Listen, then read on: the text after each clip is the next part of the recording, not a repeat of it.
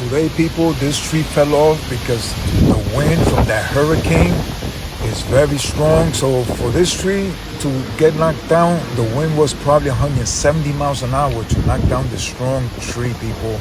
This tree almost hit two people in the park, and they were telling me about it, and I wish I was there to record the tree falling, but I got there after the tree fell, and everybody started running, people.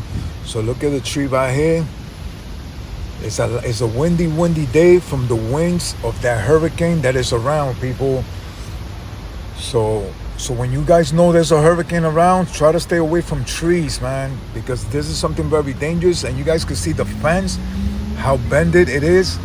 The tree fell right on top of the fence and bended it all up, people. So now we got the construction people. They're trying to cut down also a lot of trees so nobody could get hurt. So I said, I wish I could have recorded it falling, man, but I missed that opportunity. So there you have it, people. Be careful going to the park on windy days, because a branch or something could fall in your head. So keep your eyes open at all time, people.